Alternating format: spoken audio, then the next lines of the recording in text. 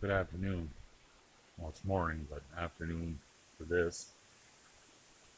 This is Matt Custom. I got a new thing that I started here called Health and Healing. I'm going to be using Bible verses, and I'm out in nature, so don't mind me if I'm swatting bugs and everything else. I'm going to be reading from Daniel 2. It's a little story to start out with. Daniel 1. In the third year of the reign of Jehoiakim, king of Judah, Nebuchadnezzar, king of Babylon, came to Jerusalem and besieged it. And the Lord gave Jehoiakim, king of Judah, into his hand, along with some of the vessels of the house of God. And he brought them to the land of Shinar, to the house of his God, and he brought the vessels into the treasury of his God. Then the king ordered Ashpenaz, the chief of his officials, to bring in some of the sons of Israel, including some of the royal family and the nobles, youths in whom was no defect, who were good-looking, showing intelligence in every branch of wisdom, endowed with understanding and discerning knowledge, and who had ability for serving in the king's court, and he ordered him to teach them the literature and language of the Chaldeans. And the king appointed for them a daily ration from the king's choice food. Notice I said from the king's choice food, and from the wine which he drank. And I want to intervene here real quick. I'm not judging or anything when I'm reading some of these things. This is just something people have asked to request answers or some opinions. It's all it is. It's my opinion, and it's the Bible. So, which he drank. And he appointed that they should be educated 3 years, at the end of which they were to enter the king's personal service. Now among them were the sons of Judah were Daniel, we all know who he is, Hananiah, Mishael, and Azariah. Then the commander of the officials assigned new names to them, and to Daniel assigned the name Belshazzar, to Hananiah Shadrach, to Mishael Meshach, and to Azariah Abednego. But Daniel made up his mind. Notice that he said he made up his own mind, along with the others. He would not defile himself with the king's choice food or with the wine which he drank. So he sought permission from the commander of the officials that he might not defile himself. Now God granted Daniel favor and compassion in the sight of the commander of the officials. And the commander of the officials said to Daniel, I am afraid of the Lord, the king, who has appointed your food and your drink. For why should he see your faces looking more haggard than the youths who are your own age? And you would make me forfeit my head to the king? But Daniel said to the overseer, whom the commander of the officials had appointed over Daniel, Hananiah, Mishael, and Azariah, please test your servant for 10 days, and let us be given some vegetables to eat and water to drink. Then let our appearance be observed in your presence, and the appearance of the youths who are eating the king's choice food, and deal with your servants according to what you see. So he listened to them in this matter, and tested them for 10 days. And at the end of the 10 days, their appearance seemed better. They were fatter than all the youths who had been eating the king's choice food. So the overseer continued to withhold their choice food and the wine they were to drink, and kept giving them vegetables. And as for these 4 youths, God gave them knowledge and intelligence in every branch of literature and wisdom. Then at the end of the days, which the king had specified to presenting them, the commander of the officials presented them before Nebuchadnezzar, and the king talked with them, and out of them all not one was found like Daniel, Hananiah, Mishael, and Azariah. So they entered the king's personal service. And as for every matter of wisdom and understanding about which the king consulted them, he found them 10 times better than all the magicians and conjurers who were in all his realm. And Daniel continued until the first year of the Cyrus, the king. Now, the reason why I read that, because this is a health and healing program. This is the only one that I'm going to put on Facebook. Then the rest are all over to YouTube, because Facebook can be pretty gnarly at times. And YouTube, at least, it's opinions, and people don't like it, they just, whatever. But a little story on myself. Um, the reason why that I done this, because I'll get into a different program. We all know that I was quite a bad person in the past, being a past Satanist and turning my life over to God. I chose to quit almost a year and a half ago, I believe. I chose to quit doing pills and drinking heavily my whole life. I'm 48 years old. I'll be 49 in a month, less than a month. And that was my first step. So then after I had quit alcohol and pills and that, I was always a heavy set guy. And I decided, well, then my next habit, which I wasn't choosing to be a habit, was food. And I worked and I thought, well, this is good and that, I'll eat little Debbie's and whatever and that. Now I'm not knocking people that eat meat and that, because I'm a vegetarian. And I just don't believe in eating meat, and I'll get to that point right now. And it's an opinion, and it's for health reasons from me. Foreign parliamentary people that have seen me lately know why. Now, I was 302 pounds 2 months ago. Today, I'm 251 pounds. So, I lost about probably around 50. I'd say around 50. That's about 255. But I went down over 2 pant sizes.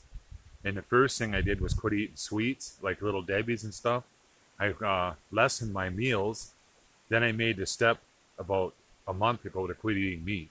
And that's just flesh and, which I'm not knocking anybody that eats meat. I just decided to quit it because I was reading on Google that in order to get rid of pains, because my leg was broken, pretty much amputated, and they put it back on. I got a titanium rod in my leg, and I had nerve damage, and I couldn't do anything. I've tried everything possible, painkillers, medical marijuana, everything you can think of, aspirin, ibuprofen, it don't matter, and nothing seemed to touch it, really.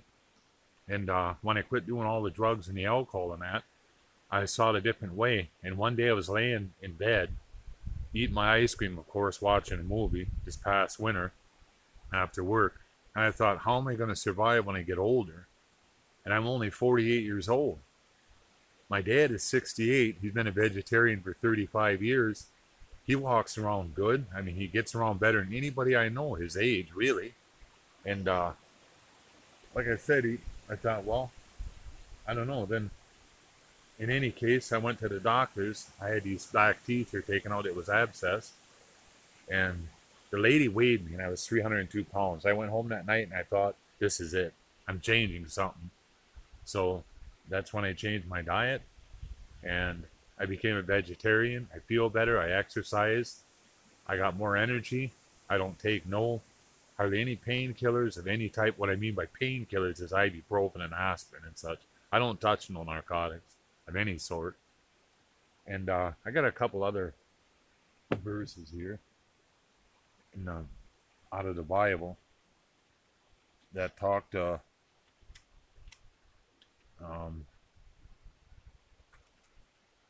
Dr. David Larson researched people that follow like the Seventh-day Adventist faith, and I'm not saying anything that there's anything wrong with any other faith, but the men live 8 to 9 years longer, and the women live 7 years longer because of their diet. And if you want to Google that, that's Dr. David Larson, and he's just a scientist. He's not, a doctor. He's not some Adventist guy or nothing like that. And I'm not, like I said, I'm not saying nothing about, well, you got to be an Adventist or anything. So then also, I believe I'm going to throw some Bible verses in here real quick, and I'll use these in next time. That, when you're trying to give up something, and, if you believe in the Bible, which I know a lot of us do, we'll go to Romans chapter 12, verse 21. And some of these verses kind of conclude with what we're talking about here. All right. Do not be overcome by evil, but overcome evil with good. Matthew 11:28. And I believe this is a good one for people that to me, it doesn't mean just being labored, like you're tired because you're working or something like that. I mean, sick of, say, your diet, or sick of being an alcoholic like I was, or you're sick of pills, you're sick of overeating, you're sick of, being lazy and stuff like that, or you have no energy or anything, that the Lord, that He'll guide you and help you through everything. He has me. It says, "Come to me, all who are weary and heavy laden, and I will give you rest." And here's one that's very important that I always read. I read all of them, but this is one of my favorites. It's Proverbs 20, verse 24. I guess I should have been a little bit more together with this, but oh well. It's our first time. Man's steps, notice it says, man's steps are ordained by the Lord. How then can man understand his way? And there's power. One of the last ones here I wanted to say, or no, there's two more. One more, there's power in prayer.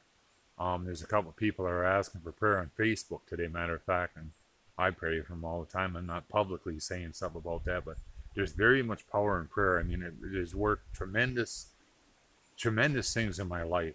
As I was saying yesterday about tithing and offering. Now, I'm not saying that you got to do that. That's just what I do. And it's not like a lottery ticket where you get money back, or I'm going to get rich, if I give offering, or I pay 10% of my salary or whatever to the churches, whatever church you go to, or to the Lord. It's, to me, it's like good health, work, jobs, your vehicle don't break down. You stay healthy. You don't get sick. Your kids don't have bad things. Like my mom, for instance, she's got stage 4 cancer, liver cancer. She's never drank in her life. It just spread from a different cancer, and she's terminally ill, but they give her 6 to 8 months to live. That was 8 years ago.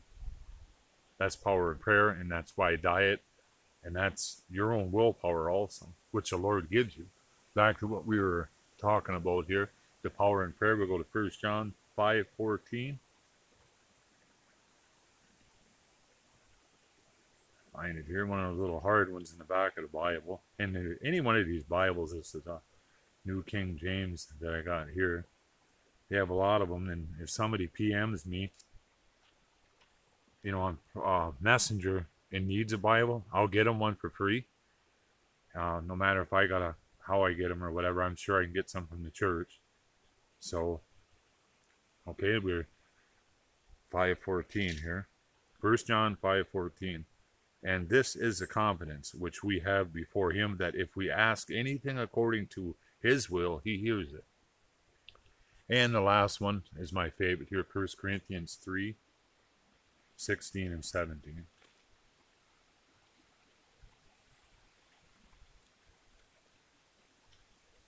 I've shared this with a couple friends in the past, and just recently too, some people I've talked to, and that's 1 Corinthians 3:16 and 17. It says, "Do you not know that you are a temple of God, and that the Spirit of God dwells in you? If any man destroys the temple of God, God will destroy him, for the temple of God is holy, and that is what you are, is holy." And also, one more, I said that was the last one, but we got to do Galatians 5:1 here that I've written down. This is very important one. We'll end with on this one. And once again, that's Galatians 5:1. "It was for freedom that Christ set us free. Therefore, keep standing firm and do not be subject again to a yoke of slavery." I love that one because you know what? Whenever I get tested, and it's not so much eating meat or anything like that, or eating sweets or anything. My biggest test is painkillers and alcohol. I get tested with that off and on. Sometimes it's like, well, even yesterday, I was going through Myers buying some fruit. I walked through the beer aisle on my way out, and I thought, yeah, wouldn't be bad to have a cold beer once in a while. And I thought, you know what? That can't happen, and it never will happen. That's what the Lord says right there. Keep yourself free from the bondage of sin. Thank you for listening. And one thing I'm going to say in the end of this, and this isn't being rude or anything, if you don't like this, just scroll on past. I mean, argumentative comments and stuff like that. I mean, I don't do it to other people. I did it last year during the Lions-Packers things. I'm not going to get off on that stuff, but, I'm not going to do that this year. It's just childish on my part. So if you don't like it, just scroll on past and don't bother if you don't really care for it or whatever. But thank you for your time, and thank you for listening. And once again, this will be the only Facebook one, and we'll jump over to YouTube. This will be on YouTube also under Health and Healing by Matt Cussell. Thank you, and have a good day.